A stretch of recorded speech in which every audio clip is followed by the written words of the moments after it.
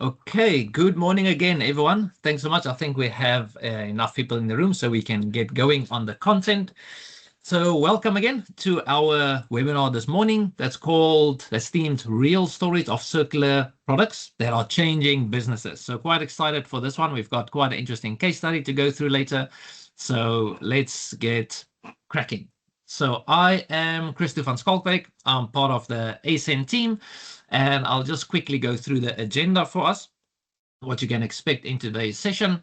So I'll do a quick welcome for us and a quick introduction for you, those of you that's not aware of ACEN or what we do or who we are. I'll give a quick introduction, and then I'll hand over to my colleague Elke to go into this product development roadmap that we have created specifically for one of our projects for the Circular Food Systems for Rwanda project that this webinar is a part of. And then I'm quite excited to hand over to Johannes from CH4 to take us through his very innovative and exciting business and the product development process that they've gone through and how it's applicable to the circular economy. Then we'll jump over to a quick interactive poll and a Q&A session, where I'll also give you the opportunity to unmute yourself, and we can chat and have a bit of an interactive session there. And then we'll attempt to close at the top of the hour as promised. So let me quickly jump into the introduction. So the African Circular Economy Network, or ACEN for short, is Africa's original think and do tank for circular economy transformation. We connect over 1,100 practitioners across 42 countries while delivering tangible impact through project implementation, research, knowledge sharing, and capacitation. So on that, our vision and mission, in short, our vision is to build a restorative African economy that generates well-being and prosperity inclusive of all its people. So that last little part is very important to us, because in the circular economy conversation, the human side of things is a lot of the time left out, and we try and focus on the people side of things as a priority. And then we work towards this vision of ours through new forms of economic production and consumption, which maintain and regenerate its environmental resources. So again, here the important word to highlight here is regenerate, because we don't only want to do less bad, we actually want to do more good. And then our strategic priorities that we recently developed. So it's quite punchy names. We connect, empower, and transform. So under the connect priority, we build and strengthen this comprehensive network of circular economy practitioners and foster collaboration across countries, sectors, and stakeholder groups. So that's the main part of what ACEN does. It's in our name, the African Circular Economy Network. So we try and manage this network of experts. And under the empower priority, we equip our stakeholders with knowledge, skills, and tools needed to become effective circular economy champions. So this is something like this webinar where we share knowledge and help capacitate our network. And then the last one is transform, where we deliver impactful programs and projects that translate circular economy principles into tangible business models. So we here the key word is tangible. So we don't want to do theoretical things. We want to actually have a tangible impact. So part of this priority will be something like the Circular Food System for Rwanda project that we are currently working on. And then our representation. So in this map, you'll see ACEN's representation. The dark green countries are where we have chapters. So ACEN operates through this decentralized structure where we have active chapters. So as soon as we have enough members in a specific country, we form a dedicated chapter which can act independently as well. And as mentioned, we have representation across the 42 countries and over 1,100 members in our network. And then, as mentioned, this webinar that we're doing is part of this phase of the Circular Food System for Rwanda project, where we focus on capacitating and sharing knowledge with the wider community. So just in a nutshell, this CIRF project, for short, aims to foster and strengthen circular food systems in Rwanda, with strong focus on SMEs, and ACEN is an implementing partner partner, which entails that we provide technical assistance and business support to SMEs to improve their ability to utilize circular business models. So you can see this checks all those priority boxes of ours to capacitate people, to build a network, and to do some practical implementation on the ground. So I went through this quite quickly so that we can keep on schedule, but I will share in the chat, I will share links to all of this information that I've mentioned now and some of the other resources that we have created through our CIRF project. So please feel free to go through those links and read up a bit more. So with that, I'll hand over to my colleague Elke to take us a bit through the actual product development roadmap that we created through the CIRF project. Over to you, Elke. Can you see my screen? Not yet. There we go. It's coming. Perfect. Great. Okay. So thank you so much, Crystal, for the great introduction. So I quickly want to take a step back. So my name is Elke. I'm the project lead for circular food systems for Rwanda. So over the past 5 years, we have been implementing this project and supporting about 20 companies. And we, based on the lessons learned, we have created a circular economy product development roadmap. I quickly want to go through this because we shared it last year, but I think we have new participants. But also because we're kind of kicking off a new webinar series. We're kind of focusing around different areas of the circular economy product development roadmap that we developed. So thinking about the businesses that we have been working with through CIRF, so what we did was provide technical assistance through these companies, provided BDS, but also provided support in certification of actually introducing circular economy practice and innovation into business models of 20 companies. So one of the lessons learned when it comes to the circular economy product development roadmap and different steps is that the business first have a business challenge around that they want to solve, and we saw the opportunity of including their circularity. Together with an expert, they have been looking into the different solutions that are out there. And from these different solutions, they have introduced or developed innovations or prototypes for the businesses that it was relevant to. From there, they piloted the innovation, conducted the market research, and looked into the different viable solutions and selected the ones that were visible. And from there, for companies that are most relevant, they have been updating certification for the products. So this one is sometimes still a challenge. In some cases, circular economy products, they do not have certification or standards, let me say standards in place. So this is a particular challenge, and then scaling up the circular economy product as the last step. So Crystal will later on share some of the resources. We have kind of applied this example to a company that has been processing bananas into banana chips, and the byproducts have been used to generate a new circular economy products. So an expert has been working with this company to identify which products can be introduced from these byproducts.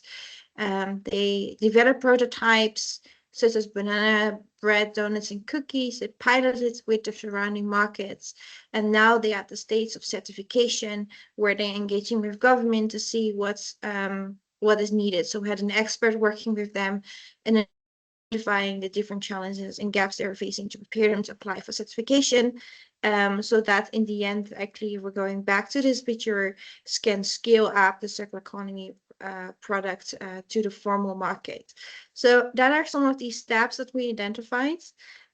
So when we are talking about the webinar series that we're actually kicking off today, today is the first one for 2026. We are having a few sessions around the circular economy product development roadmap. So one of them is more focusing on food and packaging, so on the solutions, thinking about of packaging materials that we want to organize a session about, thinking about the different solutions that are out there Another session will be more about certification. So from the lessons learned of CIRF, we want to develop a circular economy certification roadmap. But also we want to speak a little bit about the design of the products, packaging materials. So thinking what kind of packaging materials can be developed for packaging for companies. So that is a little bit in a nutshell about what we're going to do in the next webinar series. There's one topic for next month that we want to focus a bit more on technology and services, which is, I would say, a business model that is not always discussed in depth. I think when it comes to circularity and circular food systems, we tend to focus on other types of business models, but also this will be a focus area as well. So I just wanted to go back to the circular economy product development roadmap that we developed and just to explain a little bit on how we're going to kick off our webinar series. So I think, Crystal, you can share later on some of the links in the chats. Let me not use too much of our time. And now also hand it over to a very interesting speaker, Johannes, CEO from CH4, who is going to speak more about how to make from biofuels from algae. I think it's a very interesting case, not per se in all cases linking with food systems, but there are areas that can be linked back to food systems. But also I hope this webinar can be used as an inspiration and coming up with a new type of circular economy business models. So let me stop there and invite Johannes to speak. Let me stop sharing my screen so Johannes, you can share the presentation on your end. So thank you so much, Johannes, for being here. All right. Yeah. Thank you for having me. Good morning, everyone, or wherever you're at. Yeah, let's get going. So yeah, CH4 is a company to develop production capacity for low carbon fuels around Africa and the Middle East.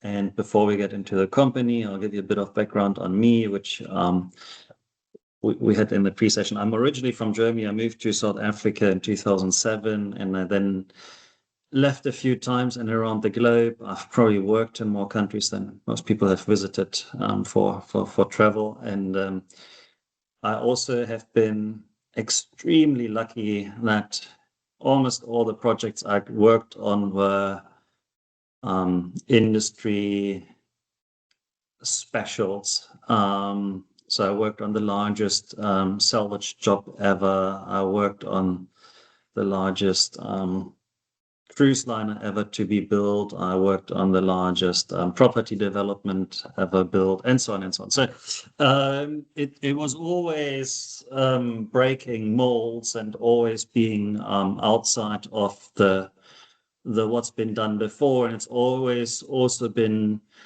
dealing with very big sums, which actually allows you to also nurture other ideas, because when there's a lot at risk, people are very happy to listen to different ideas. But also my entire career has been right at the shore or on the water. So it's always been very ocean centric. Yeah, I'm not happy if I'm not near there. So yeah. Now CH4 is sort of the culmination of my career. And so it is ocean-based biofuel, we say here, and that is the idea was to provide carbon neutral fuels to Africa at no additional cost over the fossil fuels, offering us the independence geographically and in terms of ownership from fossil fuel sources, as we all today probably feel more than ever, and but B, also allowing everyone to be part of moving into a more sustainable world, even when people are struggling to actually put food on the table.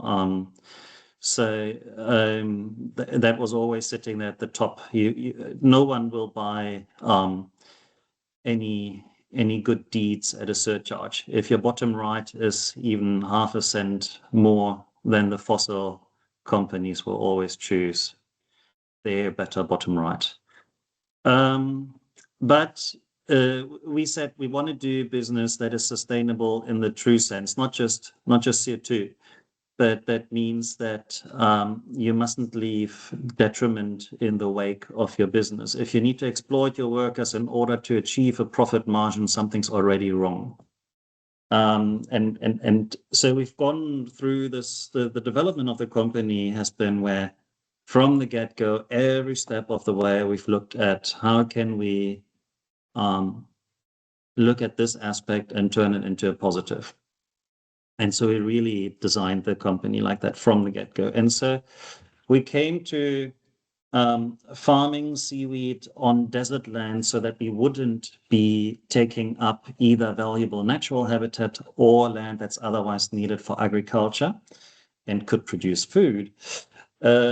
We also decided to do it on land because it was originally designed for the west coast of Africa, which is very violent on the one hand. So farming in the ocean is difficult. But more importantly, we actually opted for land-based production to streamline licensing and permitting.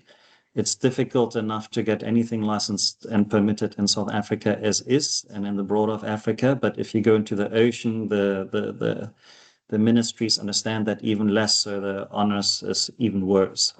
So we said, if we don't go into the ocean, it's easier. Let alone that my career, having spent it on or near the ocean, I've learned that whatever you can do on land, you will do on land for safety, reliability, and all of that. So we decided on seaweed grown in ponds in deserts. And back in the day when we started with that, we knew we can immediately extract the methane, the CH4. What most of you would know is natural gas or LNG when it's fossil, but it's chemically speaking the very same. What I also knew back then already was that CO2 will be needed to produce e-fuels, but at the time the market wasn't ready. We so then looked at actually using the CO2 as a source for instance, carbonated drinks. You may recall days when sale of Coca-Cola was restricted because CO2 was in short supply. And it's still a good resource, and it's still a valuable industrial gas. But the hydrogen market has caught up to us, and now we're only wanting to use the CO2 for the e-fuels. And then coming to the circular, the main reason why we went circular was obviously not wanting to leave waste, in particular when you've got a large aqua farm, you don't want to eutrophiate the ocean and have negative impacts.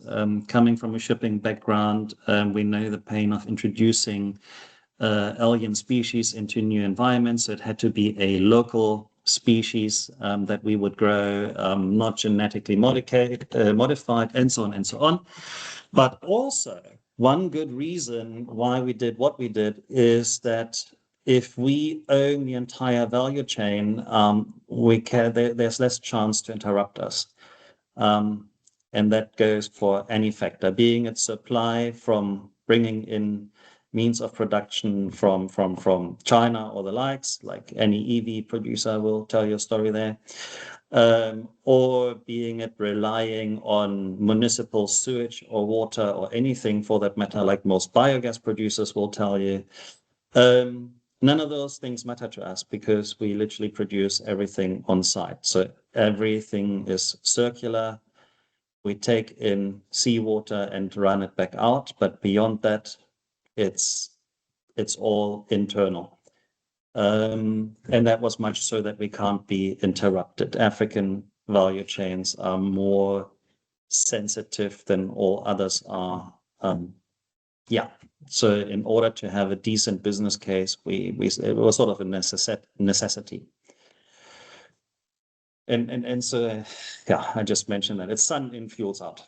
In short, that's how we see the production, and we're going to go into a technology chart just now. But it's the idea is that we're taking in seawater into the ponds. We grow the seaweed in those ponds. The seawater runs back out. Then we take the seaweed, turn it into biogas, extract the energy, so to say, and the byproducts, or they're not waste products, but the waste is being turned back into the aqua farm, thereby returning the nutrients into the aqua farm, which in turn reduces the amount of seawater we need to circulate into the farm. And even if we were not doing that, we could use this waste for fertilizer and many other things. Yeah, and the seaweed has the advantage that it allows us to not require any fresh water in the entire process. There is some freshwater need, but it's 0.1 or 0.01% of the salt water that we're putting through the system. So we have a little desalination plant on site, and all processes on site are being fed through on-site installed renewable energy, which is solar, but more so wind. Yeah, and I was hoping we're going into the technology now. Okay, quickly, the business model. The money will be made through the sales of the fuels, quick and simple, right? There's alternative models where we would only build and operate the facilities on owners' behalf. So if you're a shipping line or a fuel trader, you could own the facility and pay us an annual management fee. Then you don't need to buy the product that you are trading with. You would actually just start producing it. Side incomes can be through carbon credits and similar. And our main market, much obviously based on where I'm coming from, is the maritime, but aviation is increasingly almost forcing its way in. And the pricing is so attractive that it's becoming difficult to say no. Industrial is more of a theoretical market. Plus, I guess we'll get to that later on during the Q&A, but there's only so much you can concentrate on, otherwise you're diluting your narrative. So industrial is a possibility, but none that we ourselves are following on. But if someone came to us and said they wanted to have carbon-free methanol for their plastics production or whatever, we could absolutely do that. Now, I promised technology, and here we go. This is now in picture what I've been trying to describe. And you are seeing here two boxes.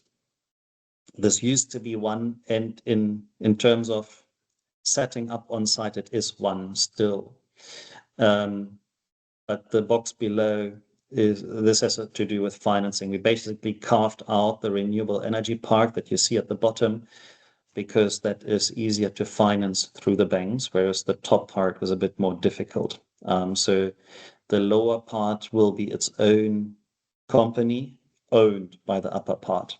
So we're ring fencing a part of the project in order to make all of it more financeable.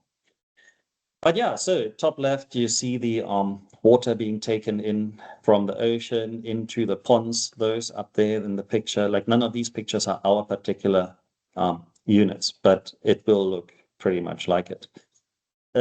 These ponds are literally looking like that. They're called raceway ponds because they're like an Indy 500 track. They're always just going in ovals with a little pedal wheel, and you do that so that the seaweed is being pushed back underwater. If it was swimming at the surface, it would literally get sunburn. So you need to push it under to cool it down, come back up for photosynthesis, push under. So that's what you do in these ponds. Then you harvest the the seaweed, put it into the anaerobic digester, the biogas plant, and then what biogas is, broadly speaking, 50% CO2 and 50% methane, CH4. And all the upgrading plant does is splitting the two. So you're running them over a membrane. The one of the two molecules migrates through the membrane, and the other one doesn't. And the biomethane is ready to use as a fuel. And the CO2 is what's these days become the more important product with the emergence of the green hydrogen sector in Africa. Because if you don't have a carbon atom, then the only thing you can do with hydrogen is either liquefy it and export it, which is not wise, or you can make ammonia. But even ammonia has got very few use cases and is still a very low energy density, volumetric energy density. So exporting this becomes difficult. If, however, you are combining the green hydrogen with a carbon atom, you can produce any of the hydrocarbons. So any fossil fuel can be created from zero, literally from these atoms. You do a designed catalytic conversion to create the very atoms that you want. And that's what we're doing. We don't necessarily want to develop the hydrogen capacity ourselves. There's so many projects emerging in that regard that we are aiming to just partner with these companies rather than trying to create additional hydrogen capacity. But if needs be, we do that too.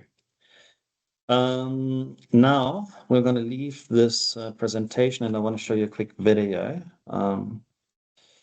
So I'm going to stop the share and I need to start another share. This one.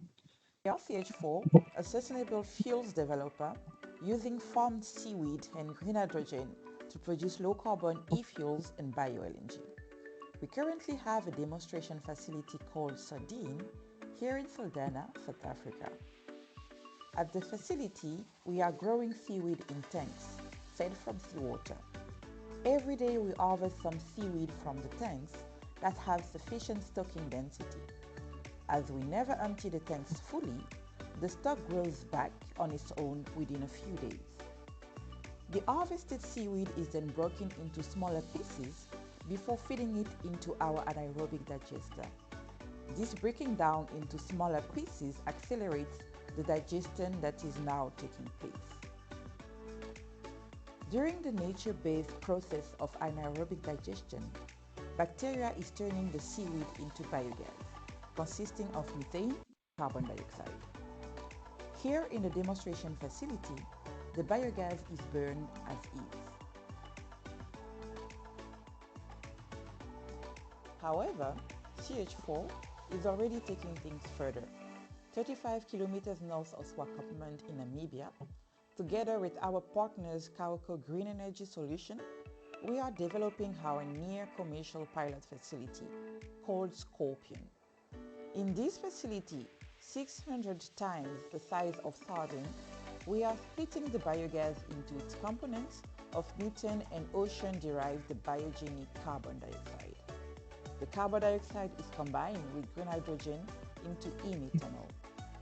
Scorpion will produce 1.5 tons of low-carbon shipping fuels per day and is planned to go into operation in 2027.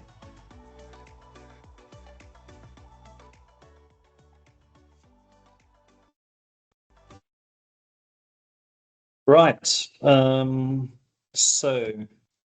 That was just to give you a little insight into how that all looks already by what we're doing currently. And then let's hop back into the presentation. I'm sorry for this back and forth.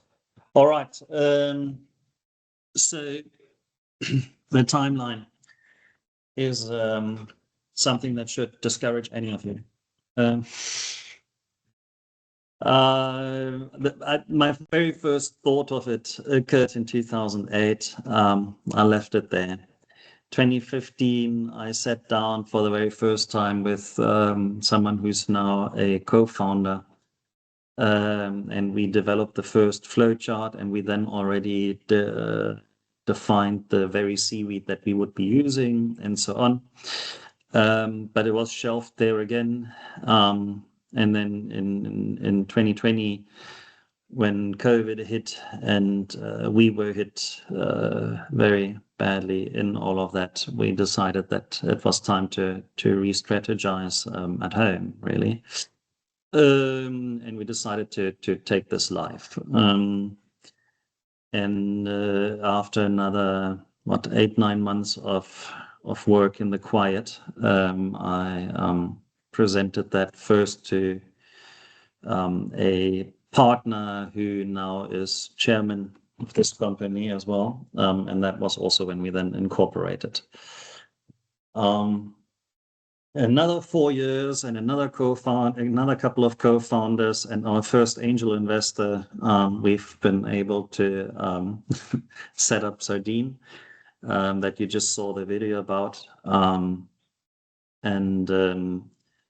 Then this year we signed our first offtake agreement for a full scale. Now we're jumping from Sardine cost around $200,000 US. To the offtake that we signed for is a $500 million US type of endeavor. But before we get there, we still need to do Scorpion, which is the where you saw the animation from.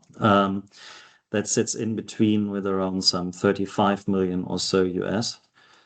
And so these timelines are dreadful, and you should know that none of the founders has never received a cent out of this, let alone a salary so far. So this has all been financed out of private pocket. And when I say the unit cost, the Sardine cost us 200,000, that's what the angel investor paid. So we didn't have the cost of the capex for that, but that's why it took so long to build it. But all the other work has been out of our own pockets, and it's been painful. And it's going to be another year or so before we can even think about a salary, let alone hopefully a dividend payout or anything of that. So it wasn't the best commercial decision, privately speaking. We need to go down quite a bit longer before that will pay back. And that should probably take us into. Oh, okay. Let's quickly do the people. So here you see our co-founders. I think we're quite chuffed with whom we've got, because it's a very mixed group, in particular in terms of skills and experience. And we're often asked if we've got IP, and we say no, we don't have IP, but we've got a wealth of trade secrets. Whereas all the technology that you've seen is quite readily and openly available, I dare you trying to make a business case from it. But yeah, so we've got PhDs, legal, and we've got a solid group of people together around us that are the co-founders. And now that takes us to the challenges. So when we're talking about challenges, then firstly, Africa is not the US. The US isn't Europe, but Africa is different still. And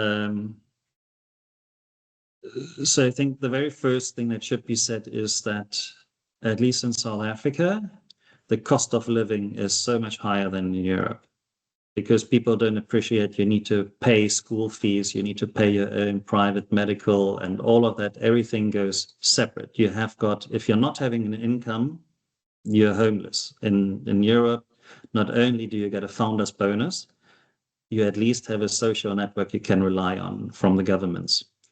So you sort of need to finance that while you're busy building a company that won't pay you. So you're being hit doubly with a cost. And I think that's probably the largest thing, because you know, when people ask you how much runway do you have left, and it's always, you know, it's always touch and go. You always try to keep going, but it's always, you know, until the next bill comes up. So I think people need to be aware of that. It's easier when you're younger and you've got less responsibilities, but be aware. And I also tell you, you know, you need to, if you need to discuss that with your partner. You do need to strategize. You need to think about, if we haven't made it until then, we need to revisit this. Don't bite. Don't get stuck into that. If it's not working, it's not working.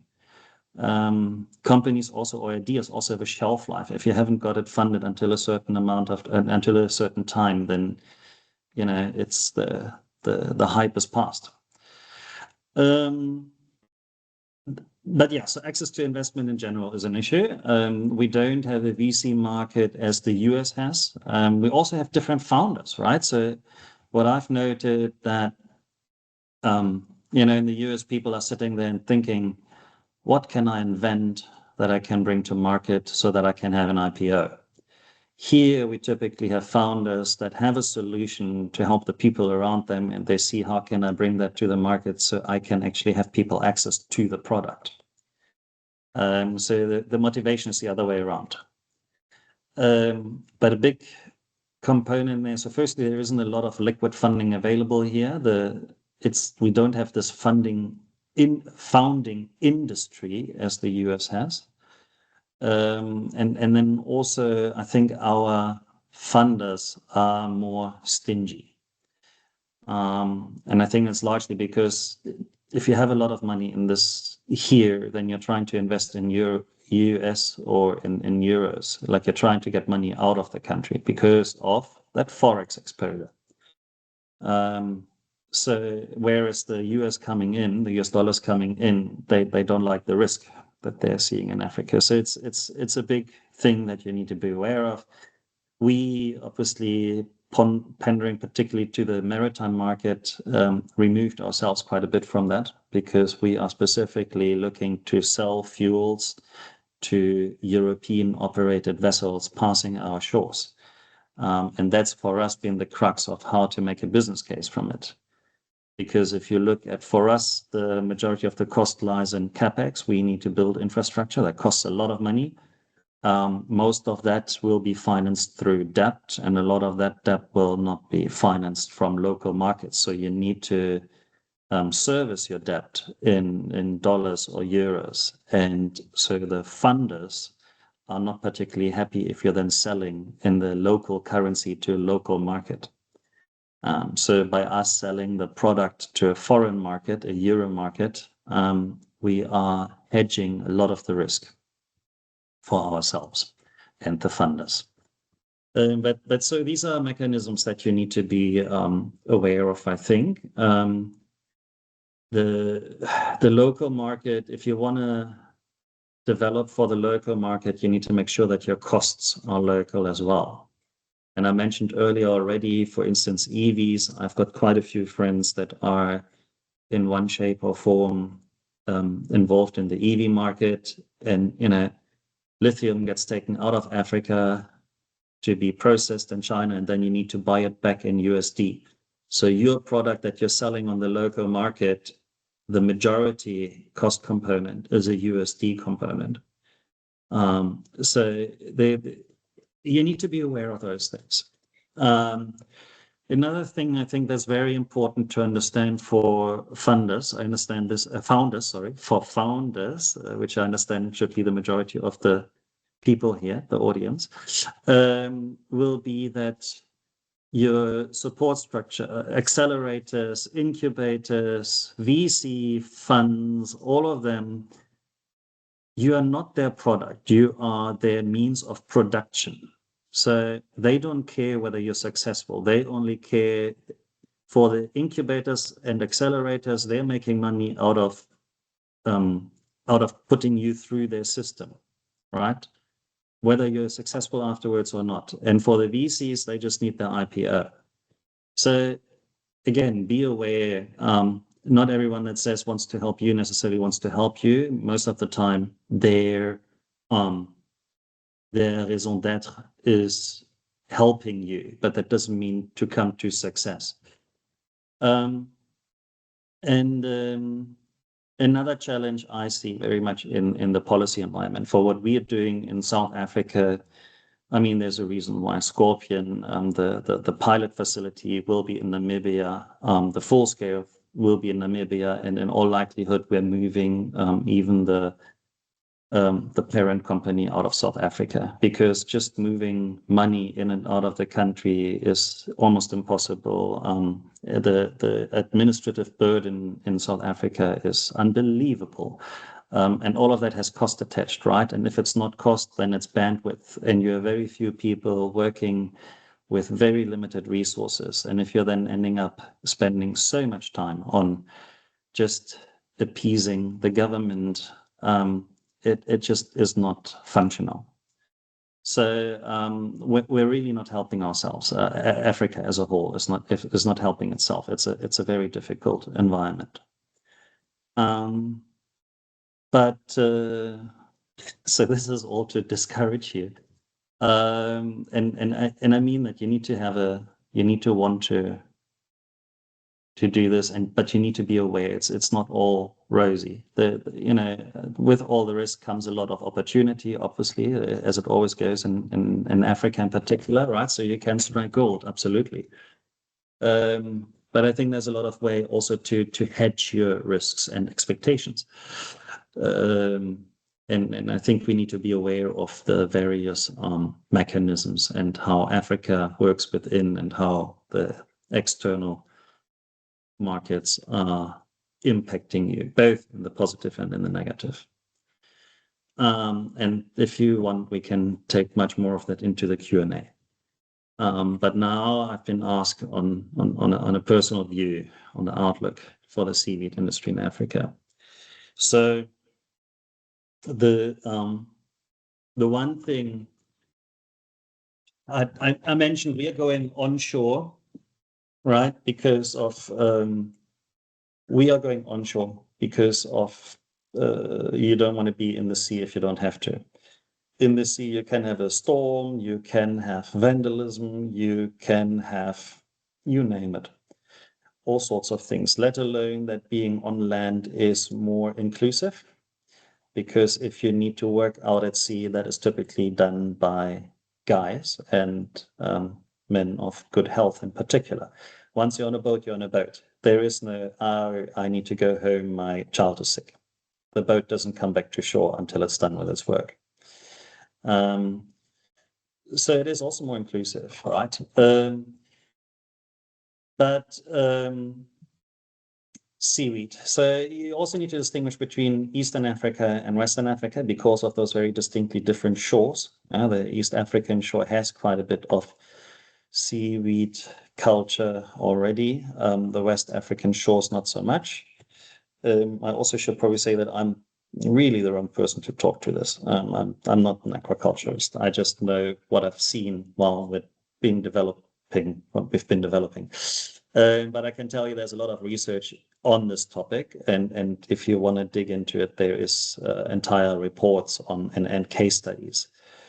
But I do want to say, if you're setting out to do this sort of thing, you need to first think about what you want to achieve. What do you as an individual want to achieve? Do you want to bring about change? Do you want to have sufficient income to feed your family? Do you want to become rich? Those are different things. And depending on that, your company will be viable or not. And to bring seaweed, to become rich from seaweed, very few have managed that, and less so in Africa. And the biggest thing there is market and access to market, because you need to put through a lot of volume to the margins are slim. So you need to produce a lot. And I think people don't fully appreciate the volumes of what you need to do in order to just break even. And when I say volumes, I literally mean tonnage. I mean the pilot that I showed you, which is not commercially viable on its own, will be producing 12 tons of seaweed a day. That's a whole truck every day, and it's not viable. We are putting money in. We need a grant to make this work. So yeah, I think the crucial thing is that you very honestly ask yourself what you want to achieve if you want to do something with seaweed. And everything that I've seen here, it always struggles with economy of scale. So it's almost always go big or go home. And then also you need to think seaweed is a living thing. And as it happens, you can lose your livestock. The good news is with seaweed that it grows much faster than most animals. So at least if you lose all your livestock, you can grow it back faster, but you can just suddenly lose everything at once and you need to regrow it. And so you need to be aware of that, how quickly that can go. And then do you have the funds, or is your business large enough to go out and fund that a second time? Or don't you? Is that the end of it? And if that's the case, is that a risk you want to take? We are now actually wanting to take Sardine, that demonstration facility that you saw in the video. It's done its work as demonstration facility. We've demonstrated. And so all it does now is really costing us money every day. So we were to shut it down, but we're now looking to actually reconvert that into a little unit where people, it's almost like a co-working space for aqua farming. So we're going to rent out singular tanks to companies so that they can share the overheads, which I'm told is absolutely unique. And we're working with a large auditing company at the moment to see if that is a viable case or not. If it is, I think this is where similar things should be heading. Like you need to go into a co-op or something along those lines in order to make your businesses viable, because no one is funding seaweed business at large scale. So you need to find the money somehow yourself. And it's difficult to scale up because how long it takes for economy of scale to kick in and how much money you've sunken before it kicks in. So that's just my words of warning on that. And I think this is it. And that takes us into a Q&A, which I'm more than happy to, and actually looking forward rather than the presentation. Oh, shit. Thank you so much, Johannes. Yeah, thank you so much, Johannes. I just wanted to starting to interrupt, but so you finished it exactly right there. Thank you so much for the presentation. I think you said it very well and very honestly also about the challenges they're still facing as a company. And I think people that are running a company are know some of these things are reality, right? And at the same time, you're testing such a new innovation, and I really liked what you said about we're trying to own the entire value chain, and I thought that was very interesting as a takeaway, right? Like by owning the value chain, you don't have to deal with other companies, other suppliers. I thought that was a very interesting viewpoint to share with our audience. Christo, he put something in the chat regarding an interactive poll. So I think, Christo, should I hand it over for you for a minute, or should we proceed? Yeah, I think we can proceed, Elke, because I know Johannes needs to jump off at 12. So I think let's get the audience to, if there's a few questions to ask. I see, thank you very much. A lot of people has already completed the poll, so thank you very much for that. Okay, great. So let's move to the Q&A session. I just had one question, Johannes, maybe to kick it off. So on your website and also during your presentation, you were sharing a little bit about some elements regarding to food systems, like some of the byproducts can be used as an input for organic fertilizer. And I think on your website, you're also talking about food processing. Maybe you can very briefly elaborate a bit about maybe in a few minutes, and then let's ask the audience also for a few questions so that you can also the key to The key to anything seaweed is what's called cascading valorization. So you're trying to do as many products and as how many products as you can out of one thing and use the byproduct of the first product as the feed into the next production cycle, right? And so food is definitely on our list. It's nothing that we're advertising at the moment, just to keep our narrative as tight as possible. As you see, it's already a beast. But absolutely, so anything seaweed can always be used for food, if only because the byproducts can be used for fertilization and the like. So we've got a large narrative around it. We're just not advertising it. And I mean, you read the news, and it's probably the way that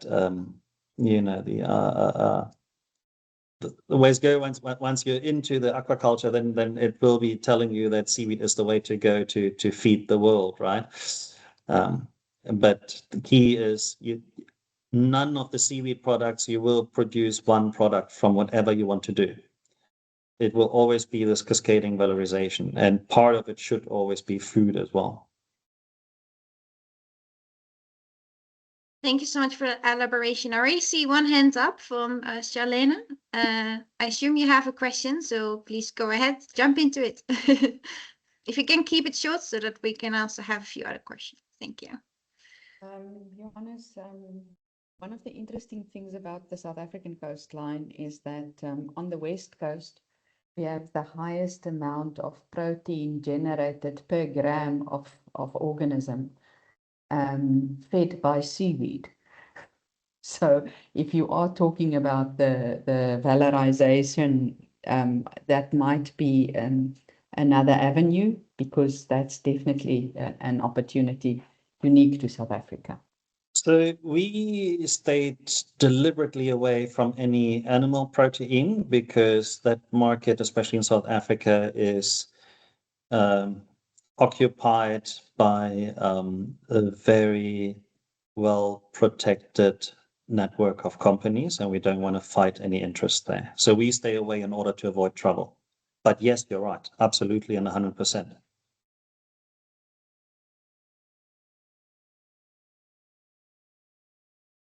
Interesting point. Any other questions from the audience? I see something in the chat. I think Johannes already answered that. When we talked about utilization and valorization of for the food industry. I see Rebecca. Yeah, sorry, that was my comment in the chat. I was actually responding to what you said, Johannes. I was hoping you could actually talk further about how you're handling that waste valorization. So you mentioned fertilizer and food systems, but are you working with large off-takers to move it all? Are you selling it locally on the market? Curious to hear a bit more about how you're managing. So we don't at all yet. That's the long and short. So we know there will be product, but the market that we are developing is the fuels market. And once we've got that, and that will found the business case for the banks, then we start developing these markets. So our business case lies purely in the fuels. For that, we have secured one large-scale offtake. And we are in discussions for a second one, but they were talking, we're talking in the order of $100 million a year offtake. So that's sort of the numbers that we're looking at.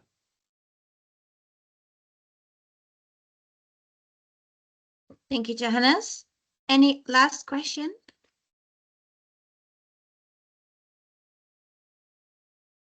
Patricia?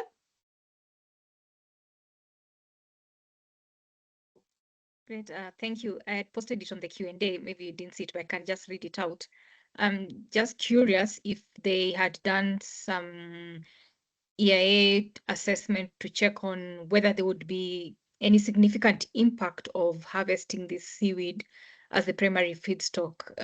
Now that you're looking at a long term, and I can see your projection of how you'll have great industries facilities on the production of the energy, and also the the other byproducts. So that could motivate a lot of harvesting of this seaweed. Has there been any assessment on what impact it could be on the environment? So, you. firstly, for the pilot facility in Namibia, the EIA has been done and submitted. We're expecting outcome next month. We also have got a ISCC standard pre-certification audit, talking about circularity. That was what the fuels people needed. So we've got a not yet certified, but audited outcome on the carbon savings of the fuels, right? It's a sustainability standard, and it's the one that's accepted in the industry, because again, like it's always, I heard, I think Elke talking about earlier about a company dealing with the government about certification. Do you need government certification? No, you need the certificate that your off-taker accepts.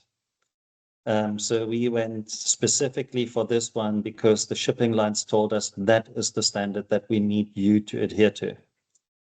So we, as the shipping industry, have agreed this is the standard. So that's the standard you need to do. So we had a third party assess us on that base. The EIA is all-encompassing for everything you saw in the 3D rendering earlier. That includes the aquaculture. But as I mentioned earlier, we're using specifically a local species, so that we're not introducing alien species. We are, by all accounts, our impact is positive on the seaweed. On the ocean. And particular so on calcifiers, so on corals, mussels, crayfish, and the likes, both by reducing the acidification of the ocean, but also by providing work reducing the pressure on or through poaching, and it also to a degree reduces red tides locally, because we are taking the surplus of nutrients out of the water. The seaweed consumes that, right? I hope that answers the question. Great. Thank you so much, Johannes. I know you have to drop off and let's go. We have to let you go. I just want to say one more time, thank you so much for the presentation. And then I'm sure that there are more questions the audience could have, but let me. I can stick around a moment. I was the one that didn't stick to time, so I'm happy to take another one if needs be. Like I acknowledge that I was the one that went over. Okay, so all right. So let me ask if there's one more question. If not, then I think we can I can hand it over to Christoph. Excellent. Thank you very much, Elke. I don't see any other questions, but I also just want to thank you, Johannes, and just speak to Rosita's comment in the chat to say thank you for your honest account and your honest reflection, because a lot of people, when they talk about this product development and their business, they always just talk about the highlights and how amazing it is and how great it is. But it puts it into perspective, the amount of effort and time that needs to go into something like this. And you really need to have something that you are passionate about. Because if you're not passionate and you really want to work hard on it, right, then after a year or two or your first roadblock, then you're going to stop. You're not going to go any further. So thanks so much for sharing your perseverance in your story. Absolutely. Yeah, it's that. And you need to have your partners buy in too. And plans can change. You can also say there is our end date, and then you reach it, and then you continue, because at the time you're okay. That's also fine. But you need to check in with yourself what you meant to achieve yourself, not your company, yourself as the founder. Wise words. Thank you very much, Johannes. Thank you. And I think with that, if there's no other questions, I think we can close the session for today. Thank you very much, everyone, for your time and for attending. We will make the recording available as well afterwards. So we'll send it out to everyone that might not be able to make it, or if you want to review anything. And we'll also have all the contact details for Johannes as well in that email if you want to get in touch. So with that, thank you very much, everyone. Until the next one, we'll see you soon. Bye-bye. Bye, everyone. Thank Bye, you. thank you.